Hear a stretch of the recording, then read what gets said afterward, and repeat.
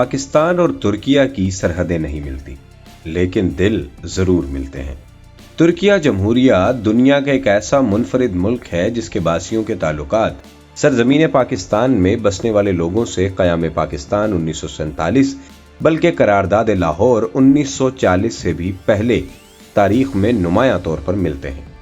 اس کا سب سے بڑا ثبوت جنگ عظیم اول میں تب دیکھنے کو ملا جب بکھرتی سلطنت عثمانیہ کو ابھرتی مغربی سامراجی طاقتوں نے ترکوں کو اپنے وطن سے محروم اور ترک قوم کو مٹانے کے لیے سرزمین ترکیہ پر یلغار کر دی۔ مختلف مغربی طاقتوں نے بچے کچھ ترکی کو لوٹ کا مال سمجھ کر بندر بانٹ کرنا چاہی اور اس کے لیے جنگ گیلی پولی برپا کی گئی، جس میں غیر متوقع طور پر ترک لیفٹیننٹ کرنل مصطفیٰ کمال نے مغربی دنیا کی اتحادی افواج کو شکست فاش سے دوچار کر دیا اور یہیں سے مصطفیٰ کمال کو پاشا کا لقب ملا۔ اس دوران سرزمین متحدہ ہندوستان میں بسنے والے لوگوں نے برطانوی سامراج کے خلاف ایک یادگار تحریک برپا کی۔ تب ترکی آزادی کی جنگ لڑ رہا تھا، اپنی بقا کی آخری اور فیصلہ کن جنگ جس کی قیادت غازی مصطفیٰ کمال پاشا اتا ترک کر رہے تھے۔ بر صغیر میں چلنے والی اس ترک دوست تحریک کو تحریک خلافت کے نام سے یاد کیا جاتا ہے۔ غازی مصطفیٰ کمال پاشا نے جنگی میدانوں میں مغربی استعماری طاقتوں کی تمام منصوبہ کو خاک میں ملا دیا۔ یہ وہ زمانہ تھا جب بر صغیر کے لوگ اپنی آزادی کے لیے متحد ہو رہے تھے اور مسلمانان بر صغیر کے قائد محمد علی جناح تحریک آزادی کو ایک نئے دھارے پر ڈال رہے تھے۔ بعد میں جنم لینے والی ریاست پاکستان کی ترکیہ جمہوریہ سے تعلقات کی بنیادیں یہیں سے استوار ہوں۔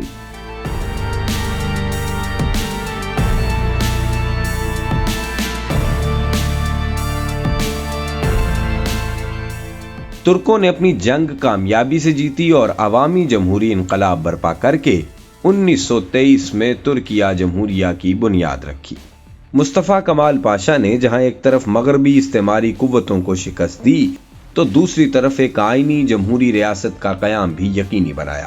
علامہ اقبال، جنہیں ہم بر صغیر میں مسلمانوں کی ریاست یعنی پاکستان کا فکری بانی مانتے ہیں، وہ ترکی میں مصطفیٰ کمال پاشا کے تصور ریاست سے بڑی حد تک متاثر تھے۔ قیام پاکستان کے بعد قائد اعظم محمد علی جناح پاکستان کے پہلے گورنر جنرل بنے تو ترکیہ جمہوریہ نے اپنے ایک معروف ترک شاعر و ادیب اور دانشور یحییٰ کمال کو پاکستان میں اپنا سفیر نامزد کیا۔ پاکستان میں ترکی کے پہلے سفیر نے بانی پاکستان کو 4 مارچ 1948 کو سفارتی اسناد پیش کی۔ اس موقع پر قائد اعظم محمد علی جناح نے فرمایا، کئی تاریخی میدان جنگوں میں آپ کے لیڈر کے کارنامے، آپ کے انقلاب کی کامیابی، عظیم اتا ترک کا ابھرنا اور ان کا کیریئر، اپنے اعلیٰ تدبر سے ان کا آپ کو ایک قوم کی تعبیر دینا، حوصلہ مندی اور پیش بینی، ان تمام واقعات سے پاکستان کی عوام بخوبی واقف ہیں۔ در حقیقت بر صغیر کے مسلمانوں میں سیاسی شعور کی بیداری کا آغاز آپ کے ہی ملک سے ہوا۔ یہاں عوام پوری ہمدردی اور دلچسپی سے مشاہدہ کرتے رہے ہیں۔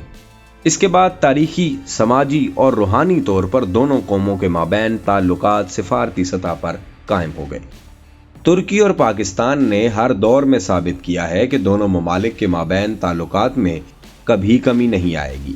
اگر ان تعلقات کا جائزہ لیں تو ہمیں معلوم ہوتا ہے کہ جب ترک قوم کسی مشکل کا شکار ہوئی تو پاکستانیوں نے بلا جھجک ترکوں کی حمایت کی اور اسی طرح ترکوں نے پاکستان کی بھی۔ ترکی اور یونان کے درمیان قبرص کے مسئلے پر پاکستان نے روز اول سے ہی ترکوں کو کسی بھی عالمی رکاوٹ کو خاطر میں لائے بغیر سپورٹ کیا۔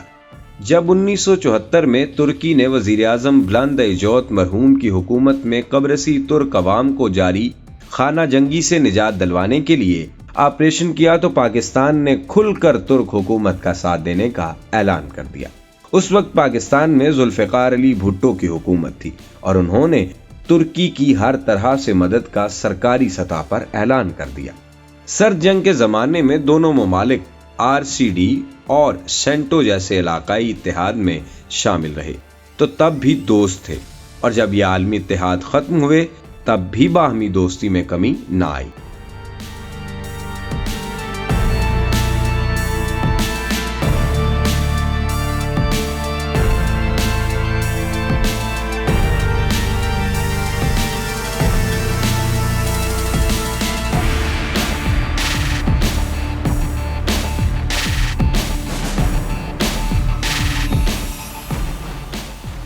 آج ترکی دنیا بھر میں ابھرتا ہوا ایک اہم ترین ملک ہے۔ اس تناظر میں بھی دونوں ممالک کے درمیان تعلقات کی نوعیت مزید مستحکم ہوتی چلی جا رہی ہے۔ انقرہ جدید ترکی کا دارالحکومت ہے اور اس جدید شہر کے وسط میں سب سے بڑی اور اہم شاہراہ بانی پاکستان محمد علی جناح کے نام سے منسوب ہے۔ جناح جاہ دیسی اور دلچسپ بات یہ ہے کہ اسی شاہراہ پر بھارت کا سفارت خانہ ہے۔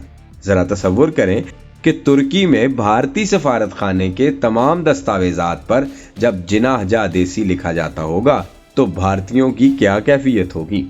پاکستان میں مینار پاکستان، فیصل مسجد اور داتا گنج بخش مسجد سمیت متعدد عمارات ترکی معماروں کا کام ہے۔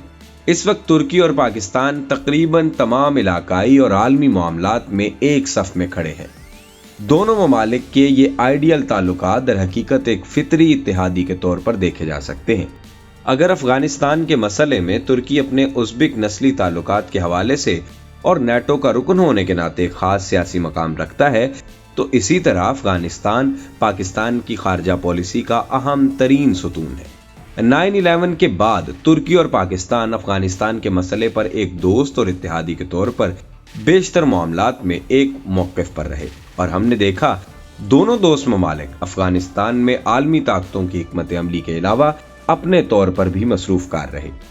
یہ اس بات کا ثبوت ہے کہ دونوں ممالک بڑی عالمی طاقتوں کے علاوہ بھی کئی علاقائی اور عالمی معاملات کو سلجھانے میں کوشاں ہیں۔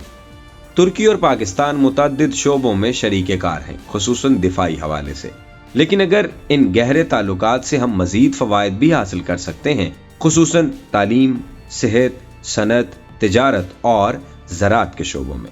پاکستان بنیادی طور پر ایک زرعی ملک ہے اور پاکستان کی زراعت کو جدید بنیادوں پر کھڑا کرنے کے لیے ترکی کی زرعی ترقی اور صنعت سازی سے مستفید ہوا جا سکتا ہے، اور اسی طرح تعلیم و تحقیق کے شعبوں میں بھی۔ اگر ہمارے پالیسی ساز درج بالا شعبوں میں ایک دوسرے سے تیز رفتاری سے تعاون بڑھائیں تو پاکستان اس منزل کو چند سالوں میں چھو سکتا ہے جس کا خواب ہر پاکستانی دیکھتا ہے۔ ناظرین، امید ہے آپ کو ویڈیو پسند آئی ہوگی۔ اس طرح کی مزید ویڈیوز دیکھنے کے لیے ہمارا چینل سبسکرائب کریں اور بیل آئیکن کو پریس کر دیں تاکہ ہماری آنے والی ہر نئی ویڈیو سے آپ باخبر رہ سکیں۔